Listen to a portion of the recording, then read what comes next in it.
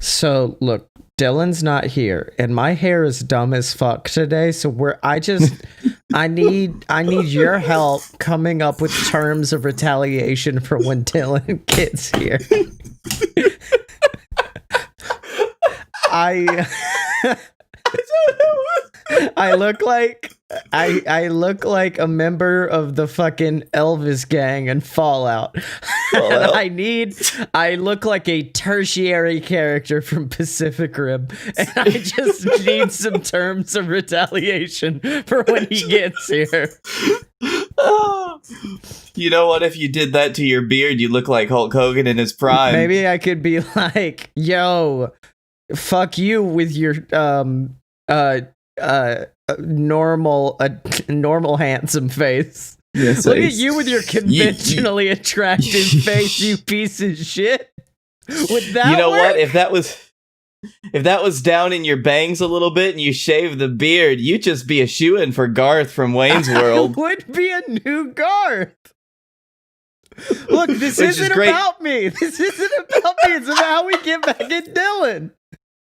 I don't listen, unless Dylan has just completely decided to grow, I don't know, a fucking chin strap. Look at you with your normal facial hair / haircut / affordable but rich housing. Look at you with your upbringing in a state that's above 48th in education. Look at me with my own private bartender. I'm Dylan. Oh, I'm sorry. I can get the drinks that you want anytime. Lagavulin just costs $65 where I live. I'm Dylan. I've chosen to live in a state that doesn't really vilify alcohol. I could buy it at a fucking... Do they have Kroger down there? I don't know. I live near 7-Elevens. I'm the Dylan. You look like what Beetlejuice looked like before he died.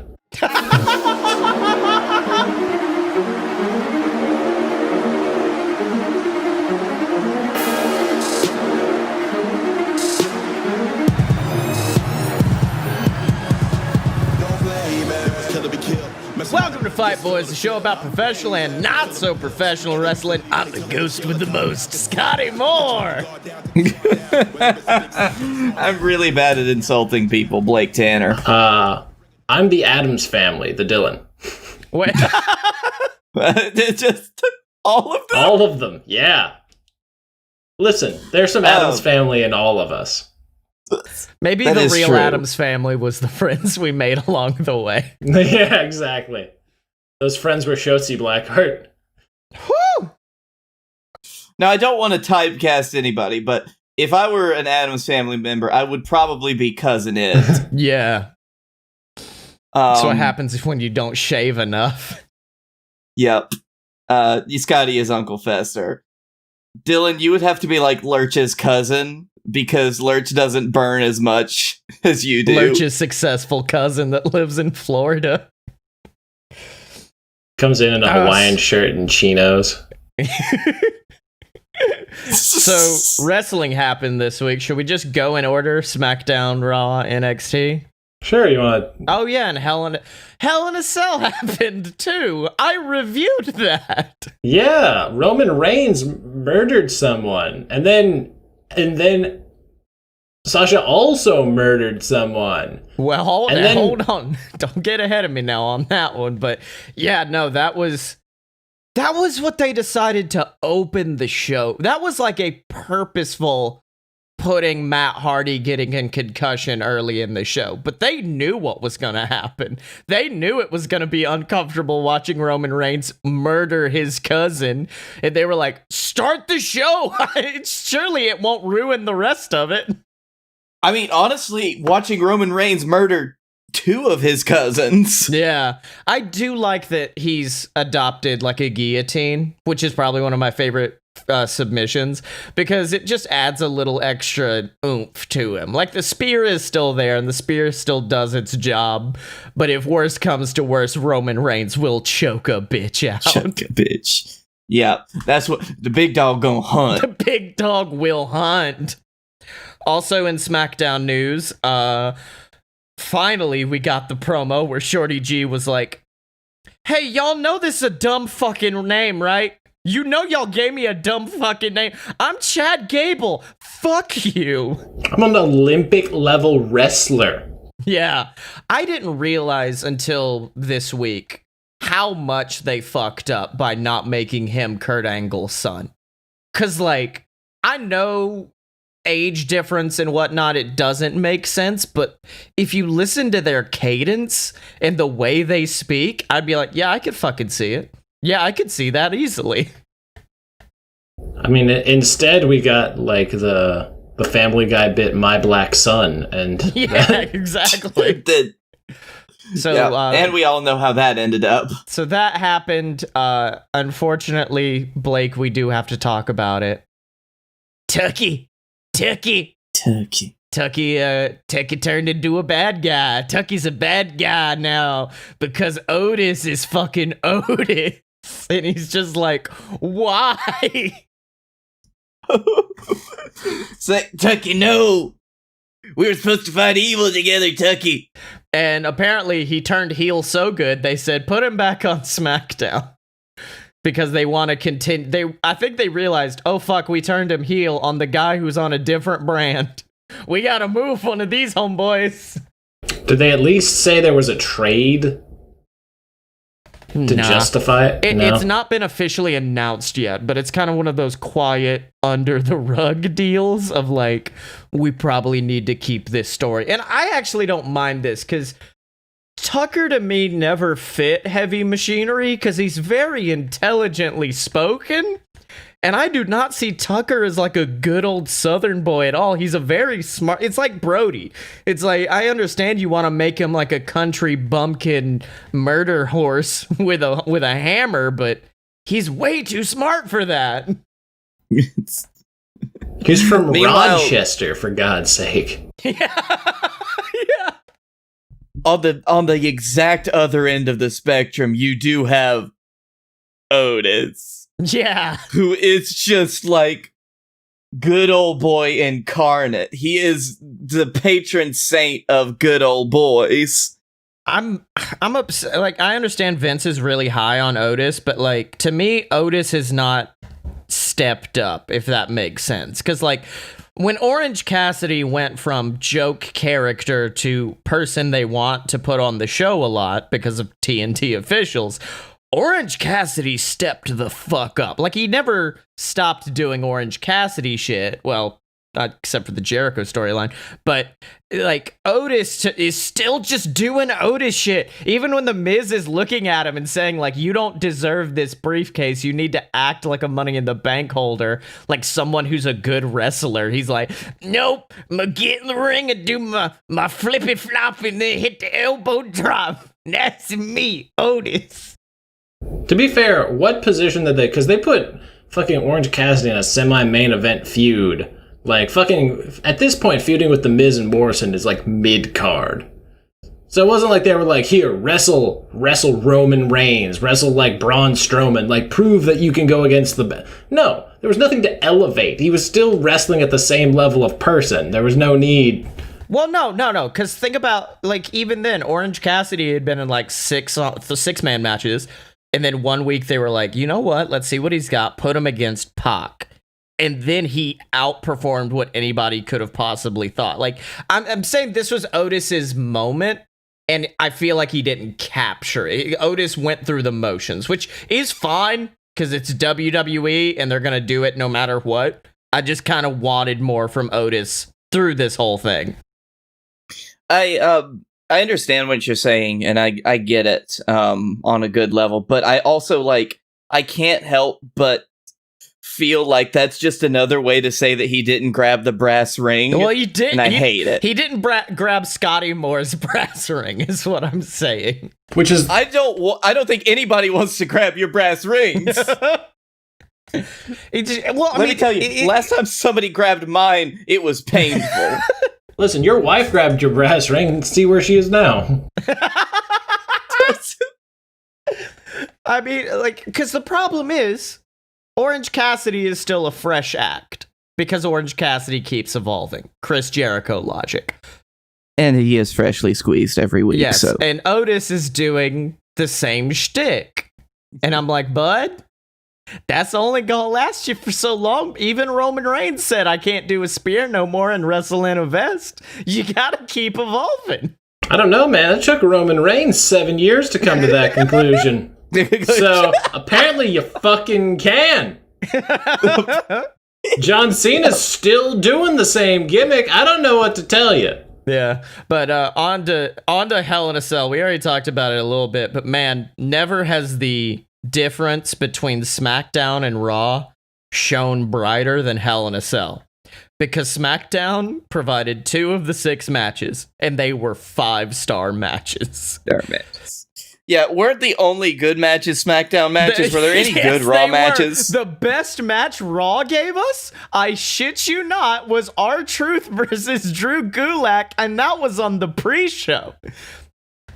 That actually sounds like they could put on a good match. Well, yeah, they can't, but like McIntyre and Orton, which was the main event, and I understand you want to have the crowning of Randy Orton as your big heel champion in the main event, but it was just going through the motions, and then Randy Orton pulled out a fucking lightsaber, and it spooked him off the side of the cage.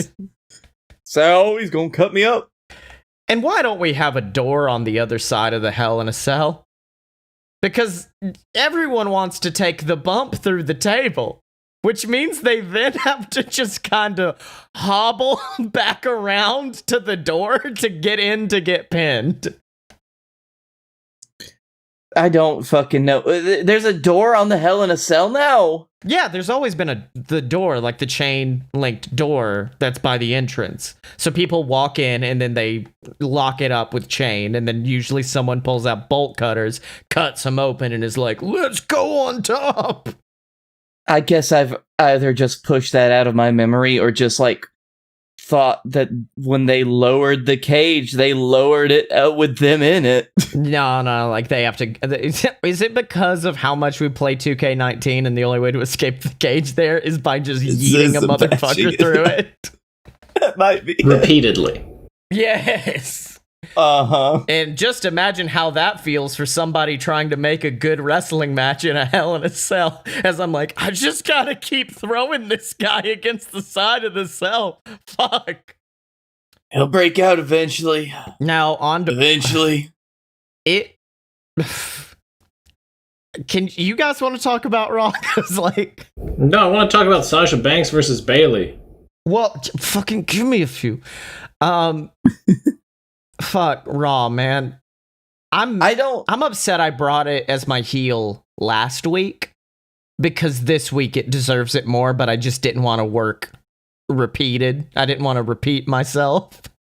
Now I sat with Scottye as like You're saying this like it's the end of the night at a party and everyone's paired off and I'm just drunk and sad in a corner and you're like the friend who has to come by and be like, it's okay, buddy. I held your hair back as you puked your Raw review into the toilet. Because that's kind of what happened. Scottye was just so fucking livid at how bad Raw was that he asked me just to be there for him while he did this. I legitimately, and I said it in my review and I will say it again, there was a moment where I, like, almost as a reflex screamed fuck and banged my hand down. And by the end of the show, I was close to tears, is how furious I was at this episode of Monday Night Raw. It was the best of your like single show reviews ever. It was so so good to listen to. Just Dylan, you being mad and then Blake slowly becoming more mad as you tell him what happened. It's Wait, don't tell me that's what... Don't tell... Lana won the goddamn match? She's the only person you didn't talk about. There's no way. There's no way. You can't change the past. No. I can't fucking believe that. It's just like a month. They've had her win 2 fucking number 1 contendership matches. Well, 2 big profile matches or whatever. Yeah. What the fuck? Okay. And my favorite, everybody on Twitter afterwards was like, so wait a minute, the Raw women's team is 2 tag teams who hate each other and Lana. They're not fucking winning. I don't care what. Like, SmackDown's team could be Bianca Belair and 4 tiny dogs and they'd still win. Uh-huh. God, Jesus. It was a rough recap of Raw because I will not subject myself to watching any bit of that episode. I re-listened to it, and my favorite part is still the moment where me and Blake have a mental breakdown about Matthew McConaughey being in the Thunderdome. I forgot about it. It was so ridiculous. Oh god, not for nothing. That might have saved my sanity. Yeah. By driving me into madness. Hey, listen. You know what's better than that? What's better than Raw? Halloween Havoc, baby. It was very... before we do that, there is one thing that it was off the air, so we didn't get to see it. But apparently, during their post-match brawl, where Randy Orton knew The Fiend was behind him and had his long walk to just go fight Drew again, apparently off air, Drew just stabbed Orton in the face with a pin? Which, what? Bud, are you okay, Drew? Drew, you know that he didn't have the booking decision unless Randy did. Yeah. And he deserved to get stabbed with a fucking pin. In the eye. Like, what the fuck? You're not on the air anymore, y'all. There is going to be like some kind of weird long-term booking thing where once Cena does decide to come back, it's going to be after Randy wins his 15th one of these bad boys. Oh no, 16 was no, Cena's tied for 16 now, isn't he? I think so. Are you suggesting a triple threat match between Randy Orton, John Cena, and the Nature Boy Ric Flair? I'm thinking more on the lines of just like which one will beat Flair's record, but I love that idea a lot more. Yeah. All right, on to Halloween Havoc finally, and I got to watch this today. And holy shit, it was a fucking show and a half.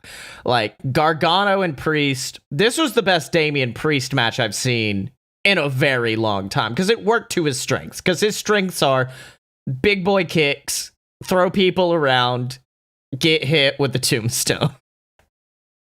And I do not mean a pile driver. I do mean a literal tombstone across the head. All right. I appreciate that. Which is a good way that you can get someone who's got like big boy moves. Yeah. Instead of having to do another big boy punch fight, as you covered. But you can't big boy punch fight with Johnny Wrestling. He's not a big boy. And I actually, hold on, Blake. I literally in my notes wrote, "This is how you do a big boy punch fight right." I was like, this is how you do it right. You can have a little bit of a big boy punch fight, but then you also have to like go to the outside, do wrestling. Make it a falls count anywhere match. Stab a man with a pin. I don't fucking care. It's like how an Ishii match will always have the chop off. Yeah. Then it's going to be extremely brutal, but like it's not the whole match. Exactly. So that was very good. Candice and Io stone cold fucking murdered each other. Like without a doubt, they killed each other. And I wanted the Gargano like legacy to come true tonight. I kind of wanted them to both hold the titles, but no, it's kind of like Sasha Bailey. At the end of that, I could have been upset that the person I wanted to win didn't win, but I just couldn't. I was like, I've been thoroughly sports entertained. Thank you. Yeah, I was gonna say, Candice died for your entertainment. How dare you question anything? She took that bump on her hip, so I feel like slightly better for her. Yeah. She didn't take that flat back. Granted her hip and ass probably feel terrible today. Oh shit. And then you've heard about the person in the Scream mask was supposed to be Indy Hartwell, but Indy was apparently part of the people who were exposed to COVID. So they were like, probably not a good idea to put Indy on the show. But outside of that, I'm fairly sure everyone was there that was supposed to be there. I apologize. Who was Indy Hartwell? Oh, the Gargano's wrestle baby is what I've lovingly dubbed her, but she's one of their younger female talent. And after, I can't remember what show it was after, but the Garganos got a new TV, and later in the show you see Gargano looking at the TV, and I think he did quote Darth Vader. He was like, interesting. Very interesting. And then it cuts, and it's showing the battle royal the women had, and it's showing all the times that Indy saved Candace. And then a couple of weeks ago, Indy ended up giving Candace brass knuckles. So basically, she's helping the Garganos for unknown reasons. So they're saying that the person in the Scream mask was supposed to be Indy, but they didn't have her, so they just allowed it to be random ghost face, which I kind of hope they do not resolve. I kind of hope that they're just like, I don't know, despite the best efforts of the ghost-faced killer, fucking Io Shirai still came out on top. Make it be like the ninjas that kidnapped Samoa Joe. Just never. Yeah, exactly. Again. Never again. Well, no, those ninjas are now gainfully employed under Akira Tozawa. Exactly. And then your favorite and mine, Cameron Grimes got eaten by fucking zombies. My favorite part of that was the shower scene. It was like, make room for Cameron Grimes.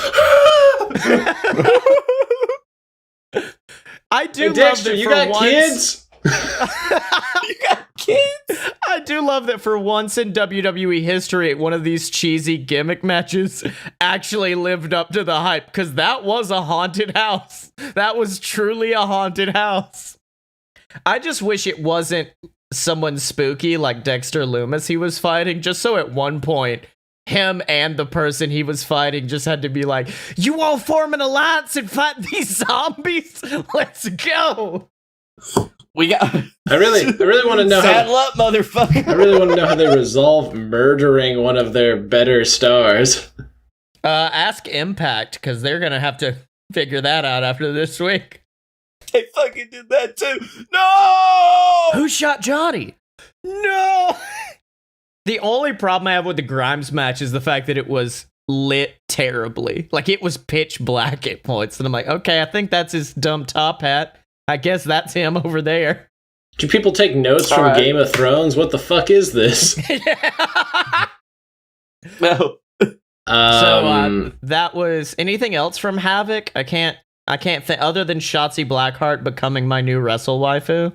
Well, you know, we did form a new stable under oh god, Pat McAshithead. Yep. And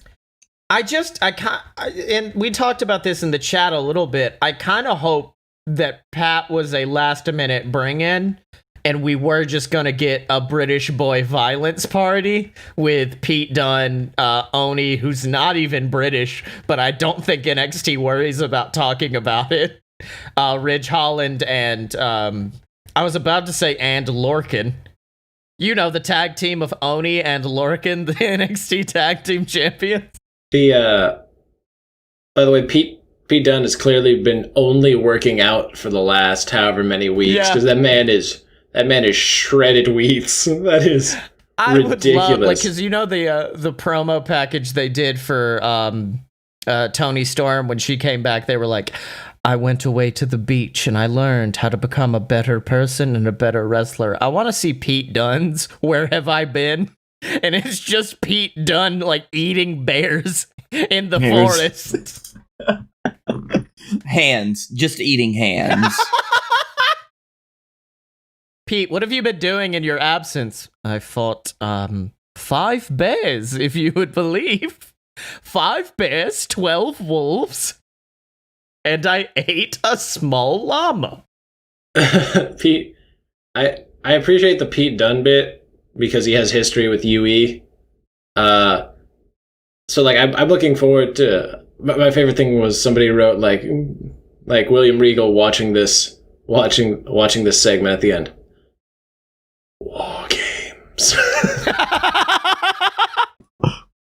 It's been so long. Okay. He looks down at his hand and it just starts to tremble as he's reaching for a microphone. No, we have to wait. No. We have to wait for the right moment.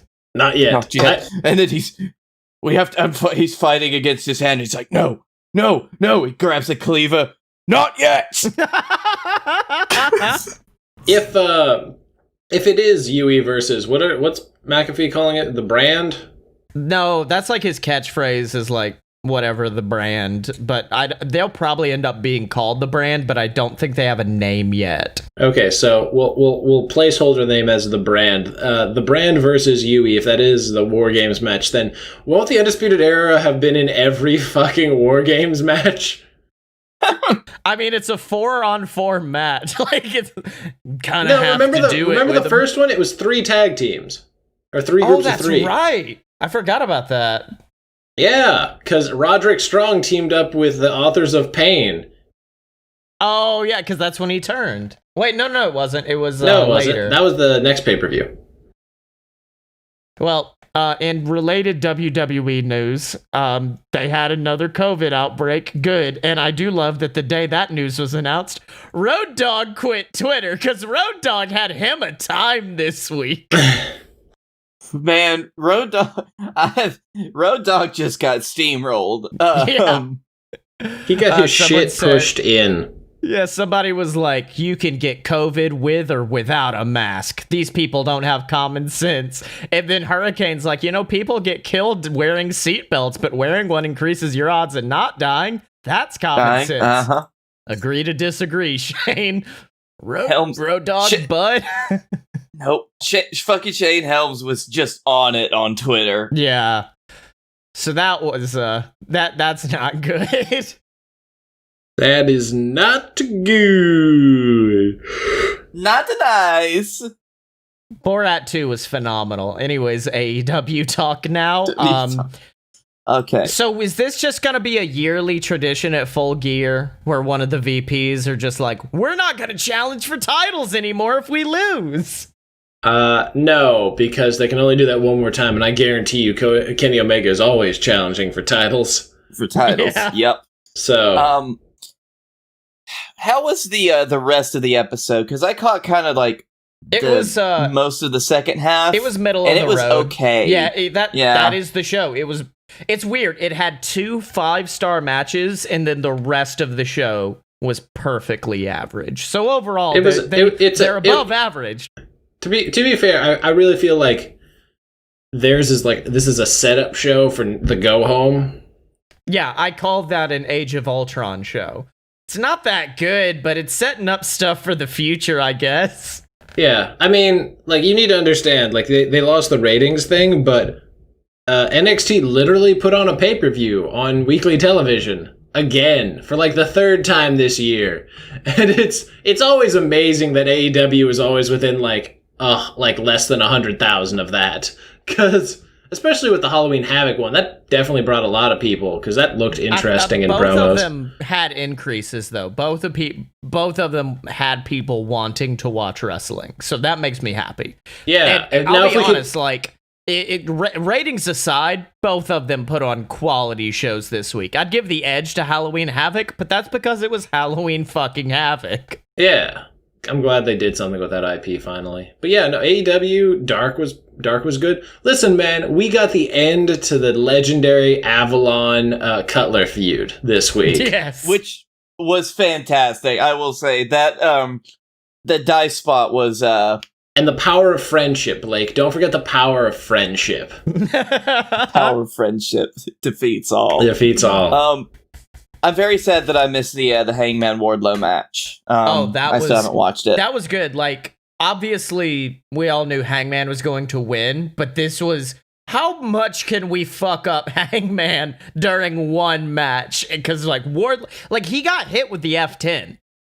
And at that point, I said, is Wardlow about to do it? But look, Hangman rolls to the outside because when you yeet a boy through the air, it does give him some momentum to roll out of the ring. It's okay. Later on, Hangman did get in a counter yeet when he fucking exploder suplexed Wardlow off the top.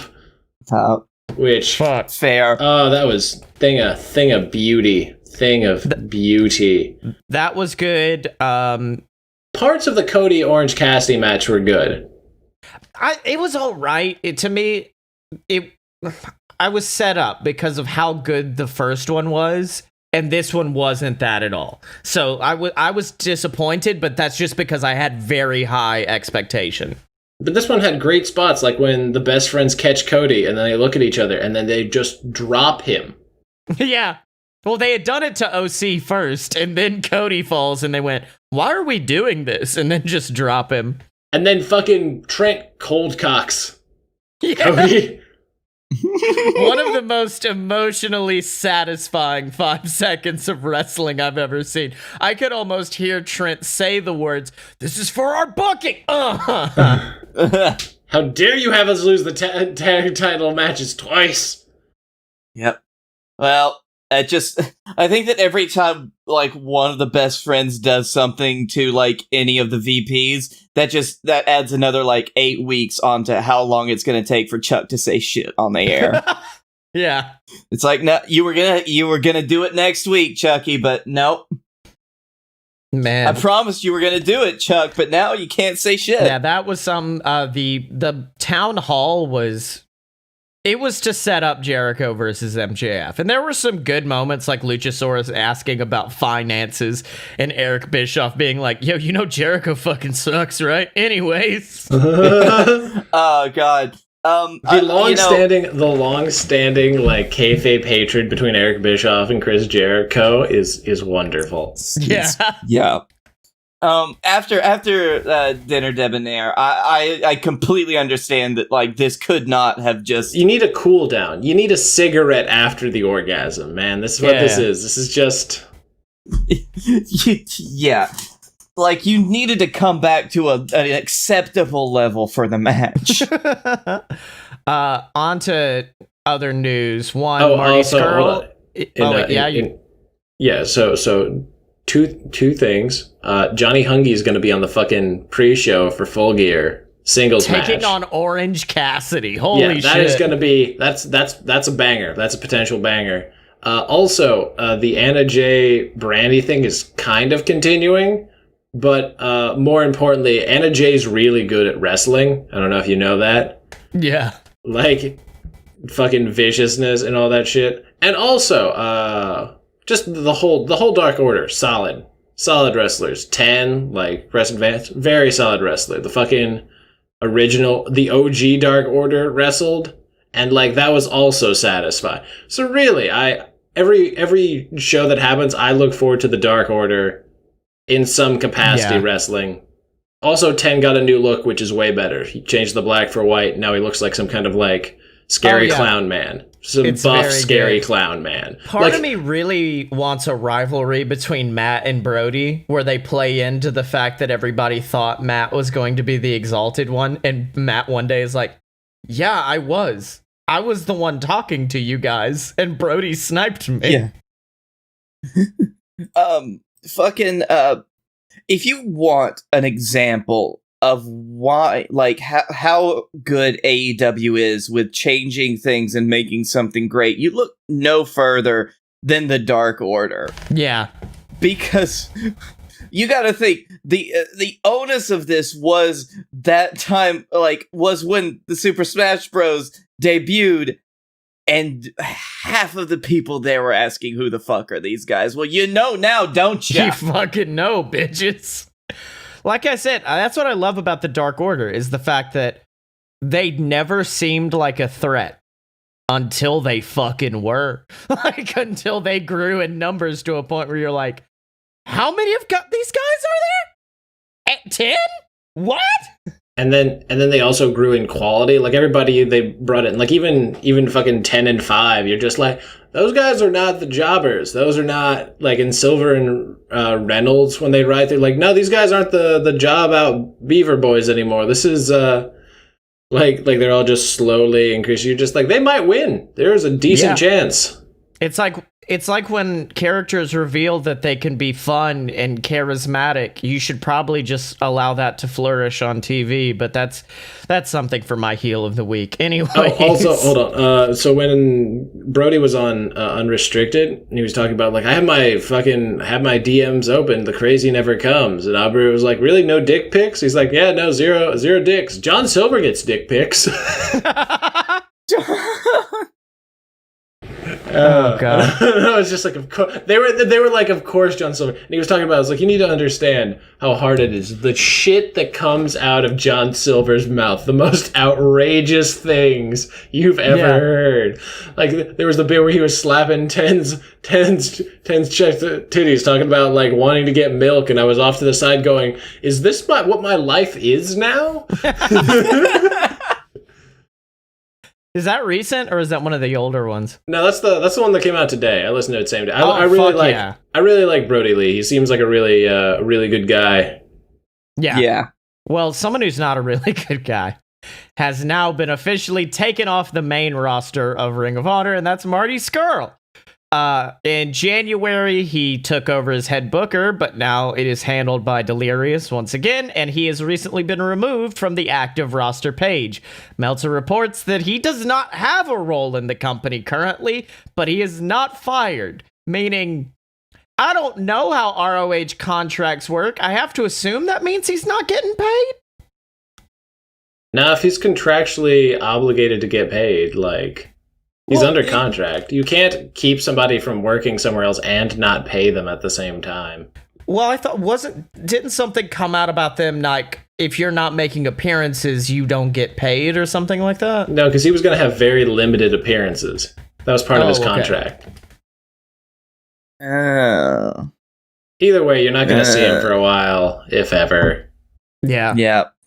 And then, of course, we do need to give a big RIP to Tracy Smothers, someone who, I'll be honest, didn't hold in the highest regard because he's that good at playing his fucking character. When he came out at GCW and just started being a racist, homophobic, xenophobe, I was like, he seems to be pushing this pretty far. But also incestuous. Yes, but like the incest, I was like, I get it. It's his character. But the racism, I was like, this is going a little too far. But I'm very much now, like, after he passed and seeing everyone come out, even people who I thought, like, probably wouldn't have a high opinion of Tracy coming out and saying, like, no, Tracy is the nicest person backstage. Like, Tracy is responsible for so many younger talents getting pushes that I said, oh, okay. Even Punk had nothing but good things to say about him, so that's a really good litmus test. Yeah, exactly. On how good of a person it is backstage. Chris Hero started this show like, let's put all the Tracyisms. And my favorite one was Chris Jericho's, which was, let's start slow and then taper off from there. Oh, that's beautiful. And something that started slow and tapering off is patreon.com/loadofbs. Okay. The website where you can support us, get access to exclusive content, and access to our Discord where we hang out, we watch wrestling live. I was watching AEW live yesterday. Me, Blake, we're hanging out, reviewing the show. And you can join us if you'd like by donating at patreon.com/loadofbs. Honestly, I just want more people to come and hang out and watch wrestling because it's always a good time. It's always fun, and you can get it at patreon.com/loadofbs. I think going from an in memoriam to a Patreon plug, that might be the most Tracy Smothers way to do this, so I'm not ashamed of what I just did. Pay for your ticket and sit down. Yep. All right, who we tweeting, Dylan? You could text Anna J and ask her for tips on breaking into people's houses. What? Yeah, remember she broke into Brandy's house? Oh, that's right. Got any tips for breaking into? No, we shouldn't do that. That's poorly timed because of the attempted abduction a couple of months ago. Yeah. Maybe we could take that back. Take that back. We could text Shotzi. Yeah, I was thinking about that. Hey, Shotzi Blackheart, how does it feel having served the entire world to filth during all of Halloween Havoc with 3 different outfits? It was more. I was gonna put like, did the outfits prevent you from running Robert Stone over with a tank, or was that a personal choice? That's a better tweet, and you know it. No, how about we loved hashtag Halloween Havoc. The only problem was not enough running over Robert Stone. All right, while I do this, why don't we get into our heels and baby faces? Start with whoever wants to start with a heel can. Okay, here, let me just, pull the fucking Band-Aid off. Okay. WWE's doing it again. Pulling their bullshit. And now, today, just before we started recording, we've had a slew of wrestlers who, have very, big Twitch streams that have said they are going off the air and they don't know if or when they'll be back. This is just a continuation of the Twitch and cameo bullshit that WWE's been trying to pull. I don't even know how they're able to do this legally.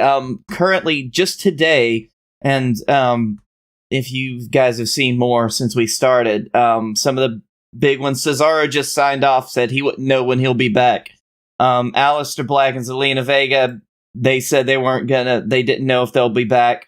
Mia Yim had to sign off. All of these, everyone has had to make a statement. And AJ Styles, even he was not saved from any of this. Some freaking BS right here, I tell you what. Gosh dang it. Gosh darn it, they're making me stop playing my dang games. I just wanted to throw some controllers. Let me break a freaking controller. Gosh. And I believe in AJ's case, he was his seemed more confident that it was not a matter of if he would be back, but when. Yeah. So I don't know when all of this is going to be resolved. I do love Cesaro's, well, we're going to do one final raid.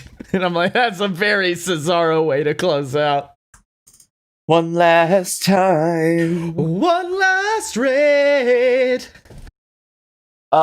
So, the one person, though, who deserves a shout-out for saying, fuck no, Twitch to all is of her this. house! In perfect page style, Twitch stated, I had my neck taken away twice. You can't take away my Twitch. And Dylan, I believe you said that she started looking into unionizing even more. Yep. Fuck. What fucking world are we gonna be in if she gets the ball rolling on this? Yeah. Yeah, WWE again, because they're fucking sucking it up in their PR department and just not letting their people do stuff in their own free time. Yeah, but it's because they're getting ready to do such great things at Survivor Series. Blake, we've got these amazing triple threat matches that we could see, right? We could see Io Shirai versus Sasha Banks versus Asuka. That'd be amazing. Shut your whore mouth. Shut your whore mouth. Don't you dare talk about what was taken from me. Sorry, I was just Paul Blarton, just pulling up that segue for you. I had honestly, anytime that there was a title match, I kept looking at maybe this will positively... Survivor Series this year was going to be one of the few times I actually considered watching. Just for one day. for one day just to see some of the matches I thought could go on, because I was like, really good this year. I didn't believe in it last year, but this year I think it'll really do it. And then no, they'll say it's because it's because of their poor COVID management. Plain and simple. It's not like one versus the other. It's legitimately that they fucked up so badly that they're now fucking themselves out of a potential better market for their pay-per-view. Because once you start that and how successful it was, you can't just be like, okay, we're just going back, but that was a one-off. Yeah. No, we don't consider NXT to be the same level anymore.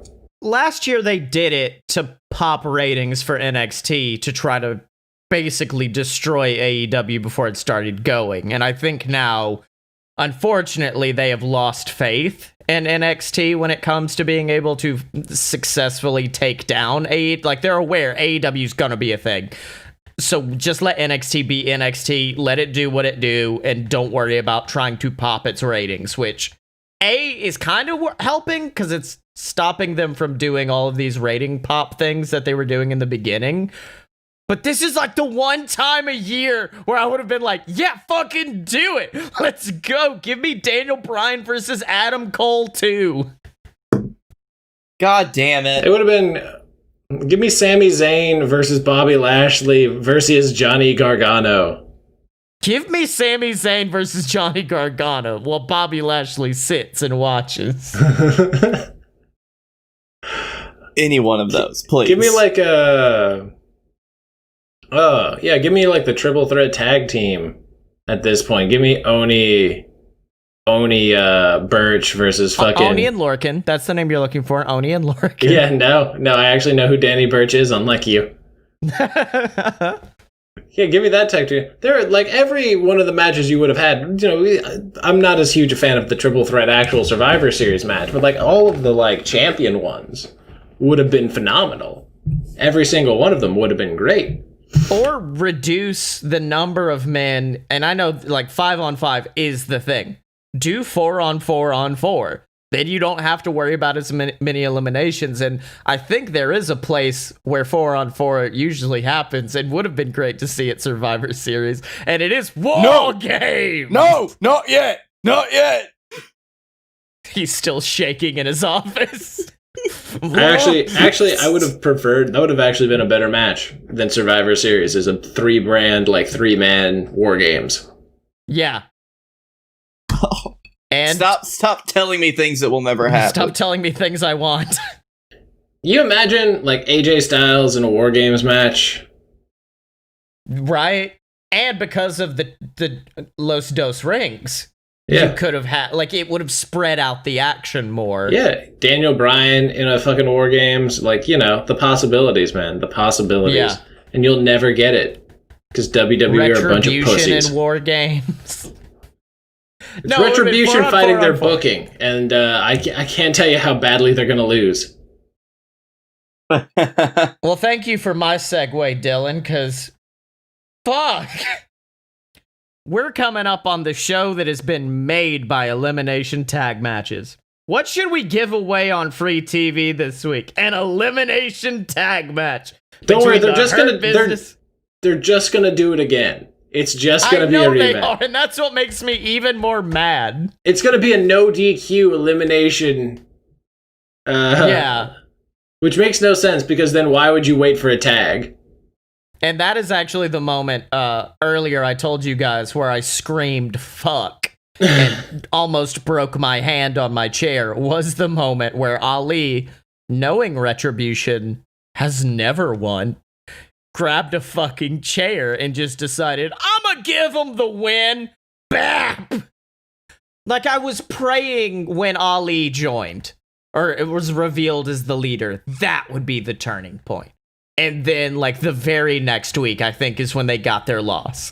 And then at the pay-per-view, I said, okay, they picked the weakest, quote-unquote, weakest member of Retribution, Slapjack, to go against their strongest member, Bobby Lashley. This is when some bullshittery can happen, and then give Slapjack the title. Big surprise, Retribution now has a title. Oh my god, the anti-WWE group suddenly has a title from WWE.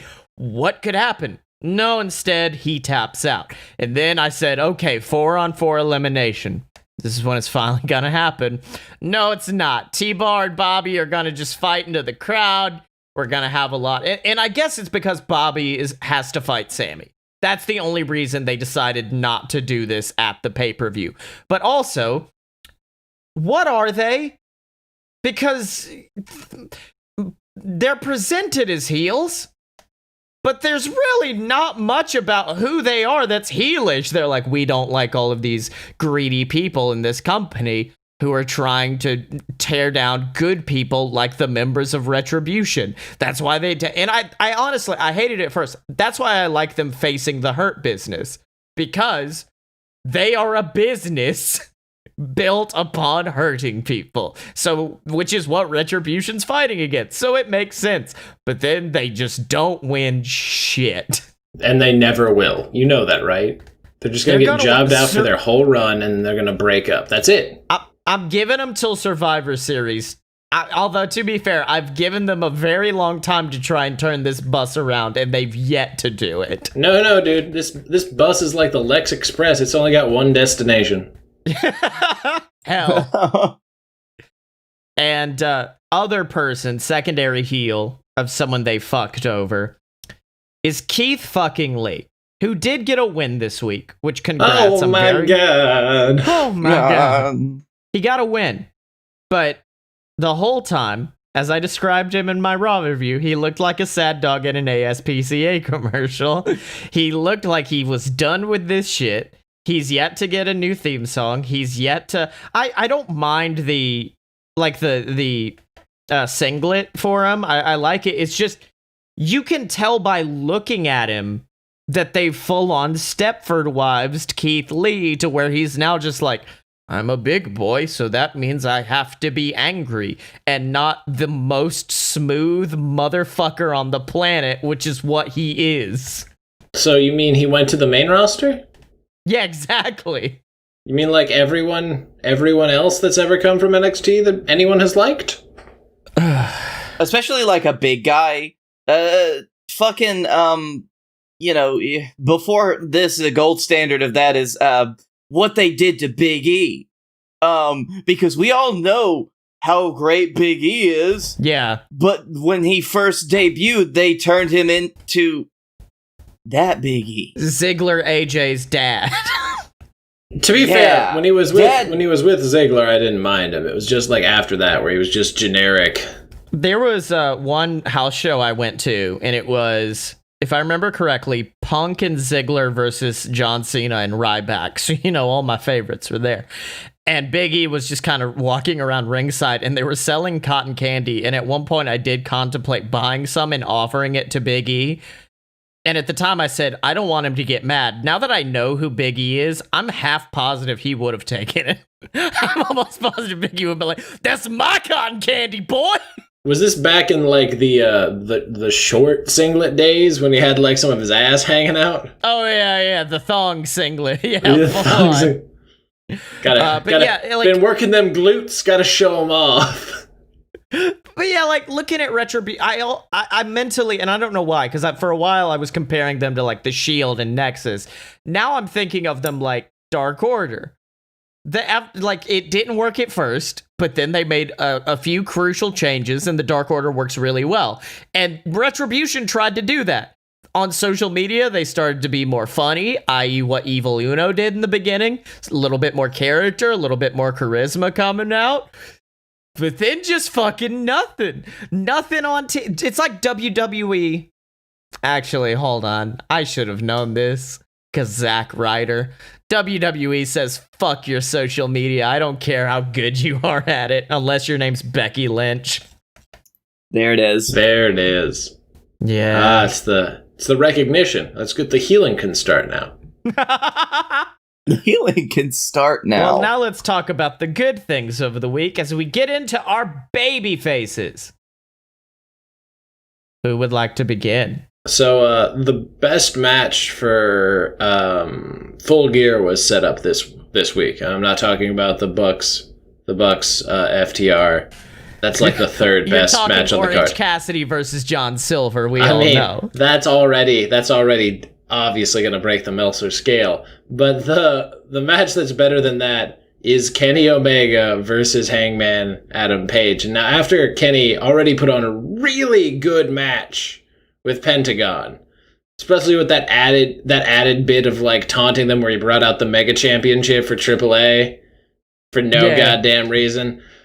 And the fact that he won the match off of just like fucking V-trigger out of nowhere, which so it was good. V-trigger out of nowhere into One Winged Angel. I know, but that was Pentagon broke his fucking arm.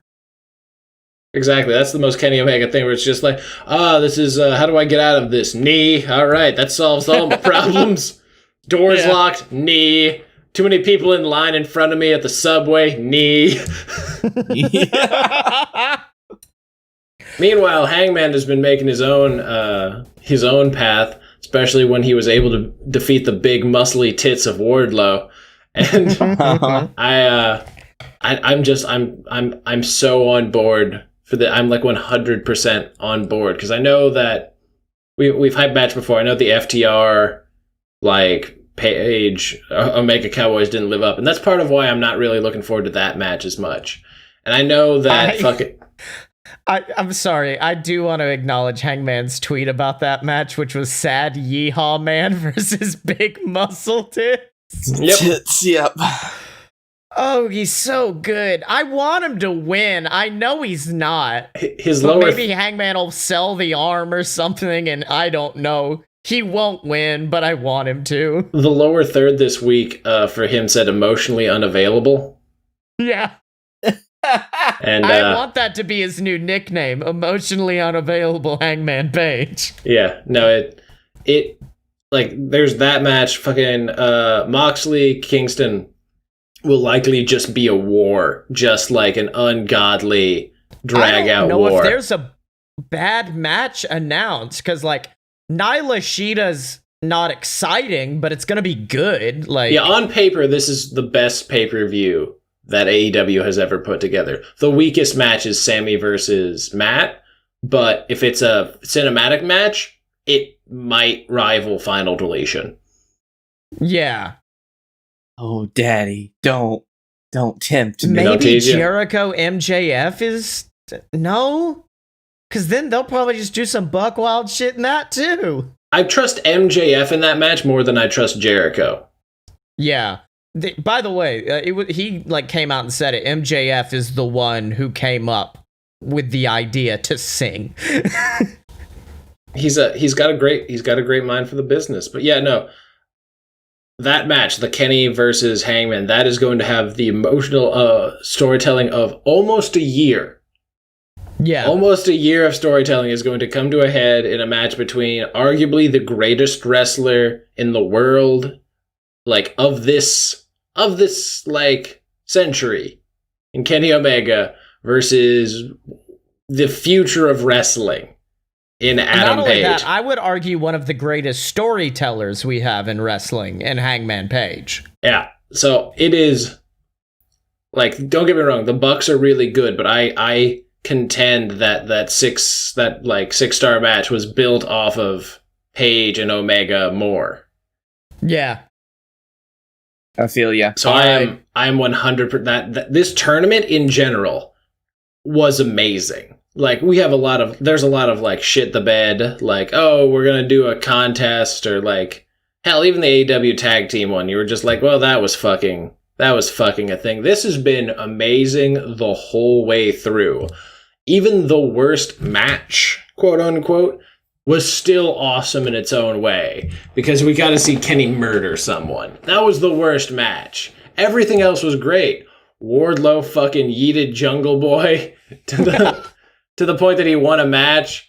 Fucking Hangman Colt was like a weird like strategic one. Pentagon broke his own brother's arm.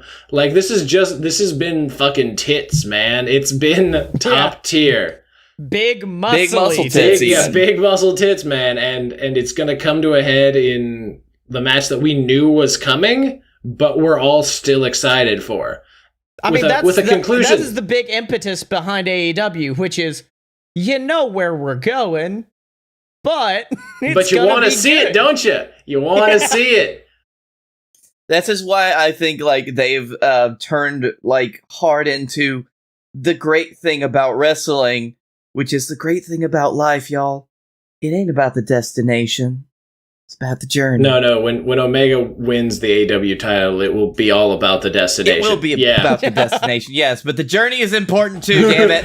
All right, well, Blake, would you like to get into your babyface? And this might be the first time your babyface is my fucking heel, because I don't get to enjoy any of what your babyface has done. My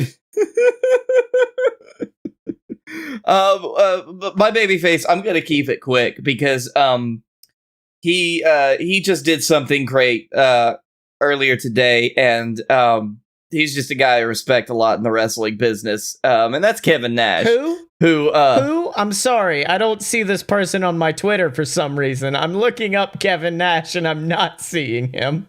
I don't know what the fuck you did to get him to block you, but I have to think it was extremely heinous. I will look it up. The only thing I've said to real Kevin Nash while you talk about him. But earlier today on Twitter, Nash voted early, and he made it very clear that he voted for Biden-Harris on his Twitter. Nash, surprisingly, a very outspoken Democrat, which is not something you see in a lot of those old school guys. I have a thing about this after you're done, by the way, because it's hilarious. But Nash, he's always been great. He's always been like willing to stand up for that kind of stuff, and to the point that when somebody tried to insult him after he said he was voting for Biden-Harris by saying, well, you also thought it was a great idea to go to WCW, and we all know how that turned out. Cry, laugh, cry, laugh, cry, laugh, cry, laugh emoji. Yes. I just want that to sink in for a second. Somebody who was like, hey, the biggest thing to ever happen to WCW, that was a great idea, wasn't it? One of the most, just off merch sales, this man was able to buy 5 houses. Nash responded, I got financially secure doing my job, pretty much what people strive for. Have been chosen to be in the Hall of Fame twice. Yes, I know how that turned out. By the way, this is my only interaction with Kevin Nash. It's me talking about my favorite film of all time, Teenage Mutant Ninja Turtles 2: Secret of the Ooze. And I'm just talking about the end of the film, and I say, did you know that the main villain comes back, but now he's played by Kevin Nash, and he only gets 5 seconds of screen time before killing himself by yeeting a full dock on top of him? And apparently that was enough for Big Kev to be like, fuck this dude. God damn. Kev, surprisingly for somebody who was in his NWO position, seems to like have come around on the fact that it's like, you know what? Maybe workers' rights is a good thing. Yeah. Well, so he's my official boy for the week. Well, going to just like wrestlers and their political leanings, this is the greatest thing of all time, and it's about good old Ronda Rousey. And apparently there's a list compiled by Michael Caputo, who was appointed to be Assistant Secretary of Public Affairs for the Department of Health and Human Services. And the campaign was basically enlisting celebrities to help Trump campaign get out messages relating to coronavirus. And the job of the contractors were to vet 247 celebrity contributors. And firstly, one of the people who responded was The Rock, and he said, fuck off. The Rock said no. But Rhonda was listed as pending answer. Her demographic on the list was general public, women, conservatives. The interesting part was listed under the additional notes that read, publicly supported Bernie Sanders for 2016 election, anti-feminist views at times, and arrested during WWE event in 2019. So, in this man's mind, that arrest was real. Hey, keep kayfabe alive. Keep kayfabe alive, motherfucker. She also broke out of a cop car during that. That had to be additional charges. Yeah, exactly. Yeah, that's resisting arrest in a nutshell. All right, on to my baby face. And they say you can never go home again. They say that, in wrestling, time always moves forward. You can't go back. But for a brief moment this Sunday, I got to go back to 2015 NXT because Bayley and Sasha somehow managed to outshine Roman and Jay, which was an emotional roller coaster that I thought I couldn't recover from. And they came in and said, no, we're going to take care of you, as Sasha didn't walk. She just meteored around the ring. Around the ring. Beautiful. It is SEMA-esque. And Sasha is an innovator when it comes to Hell in a Cell. Because last year, wasn't there the spot where, who was she fighting? Was she fighting Charlotte? More than likely. And she has the kendo stick set up and then a chair set up, put Charlotte in the chair, then meteors her out of the chair that's hung up. That's great. This year, Bayley took a kendo stick, puts it between the ring steps and the cell, and Sasha takes a flat face bump onto it, cracking it in half. God damn. At one point, Bayley hit I think it was a sunset flip power bomb, sending Sasha into the turnbuckle where there was a chair set up, just cracking her skull on it. It was brutal. It was violent. It was shades of their Iron Man match. It was everything I could have wanted. May I share my favorite spot? It combines both of these things. It's the bit where Bayley was pinned against the side of the wall by a table that Sasha then ran up and meteored her against the wall. I saw it getting set up, and I was like, okay, that's a ramp. What is she gonna Oh God, that was amazing. Yeah.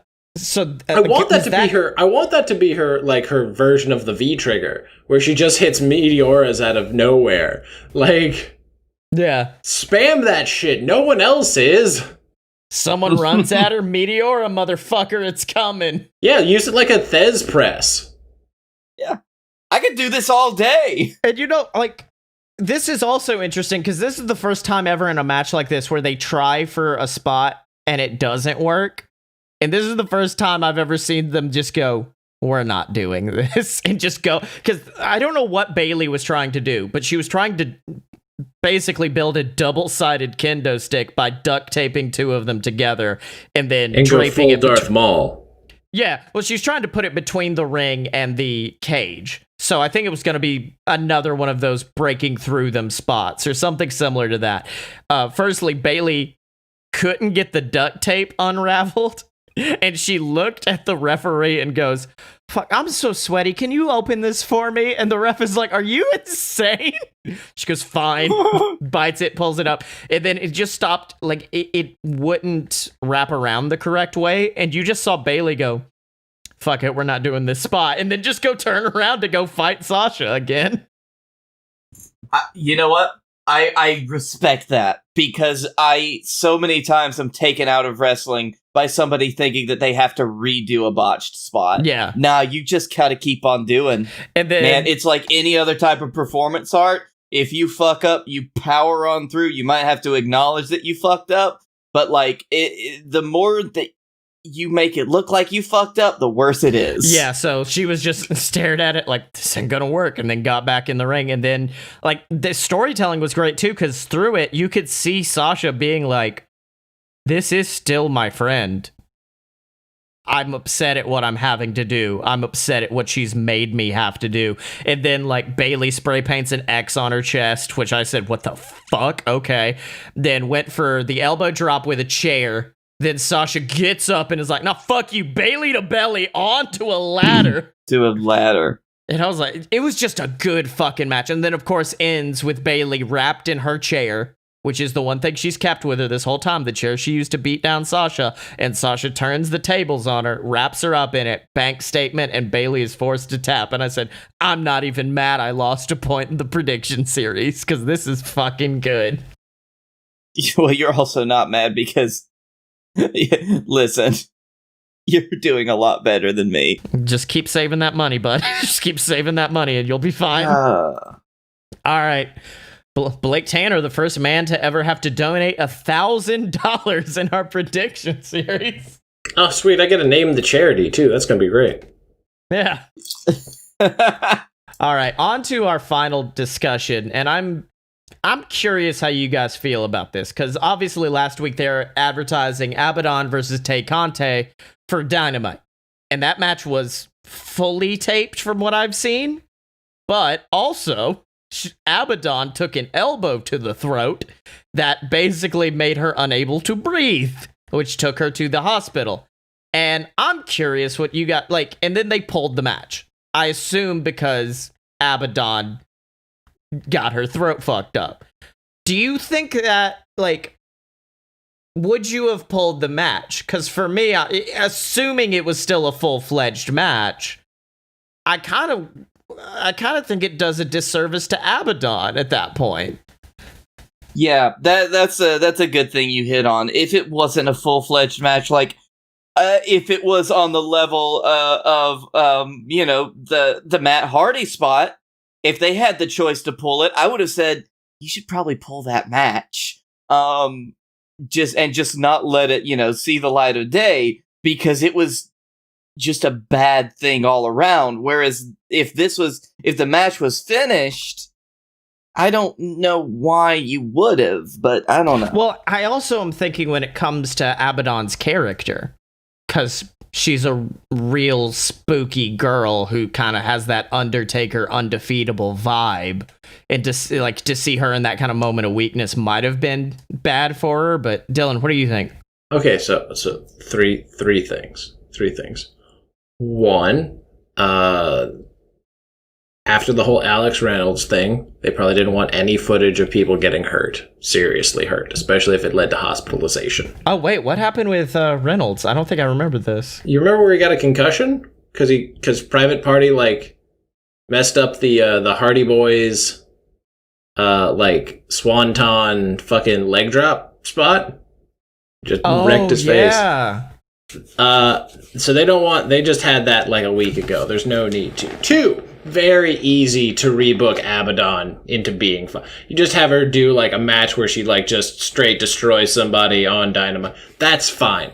Having it this week doesn't affect anything. The match for Full Gear is already set up. If you want to do a new feud afterwards, whatever. It's one match. 3, you got the fucking NWA match. What are you complaining about? That match was clearly going to be superior to whatever Abaddon was doing. It worked out fine. Nobody, it wasn't done maliciously. It wasn't no, fuck you. It was let's err on the side of caution. Worst case scenario, they redo the match again. Tay Conte doesn't elbow her in the throat. It probably looks even better. They probably use it for a Dark Order angle. Hell, it might happen this week. You never know. Yeah. That is true. That is a fair point, because, really, it's not so sorry, much... I just now saw the Alex Reynolds spot. Fuck. Yeah. It's not so much about, I don't think it's anything malicious, or even trying to, overtly hide some type of, I don't know, bad thing that AEW was doing. We all know shit happens in the ring. Yeah. And we all know how we react if we know that somebody got legitimately hurt. And I don't want to normally watch something where somebody gets legit hurt, because I think it's just better for the viewer. And it's not really a slight against Abaddon or anybody in the match. It's just somebody actually got hurt in that match, And yeah. It's not like they're trying to hide it either. They just said it's probably not something you want to see. Yeah, I could see that. With me, it was just a matter of and honestly, the match was probably not finished, so I could see that. But for me, it's also a matter of as an artist, as a creator, you kind of want what you've done to go out there. So that's where I came from, was a matter of if it was good and if it was finished, Abaddon probably wants people to see it because it's something she would have been proud of. But also, maybe, maybe not. It's just a weird situation. It's something I thought about, like just in the world of wrestling when it comes to shit like that, especially now when AEW's pre-taping so much shit. It's like, because we know people will get injured. Do we keep it going? Do we pull it if somebody happens to get hurt? Like, I don't know. But what I do know is, what did you boys learn this week? Oh, man. I learned that Otis just can't not be Otis. I learned that Scottye is trying every week to look more and more like a random jobber on WWF Superstars.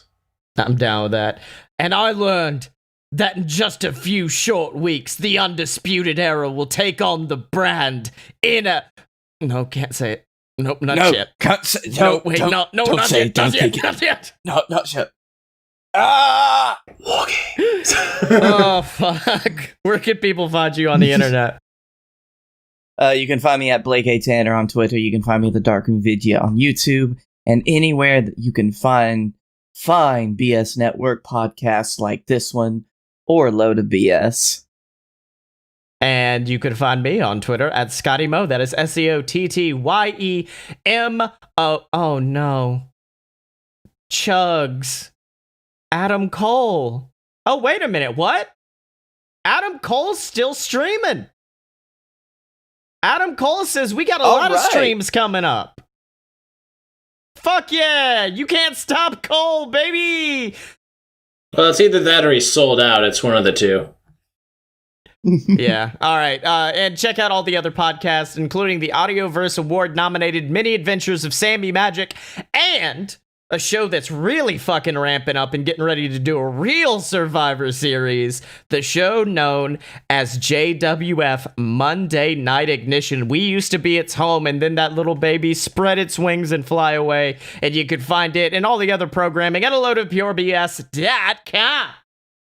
Special thanks to Mega Ran for our theme song, Fighters.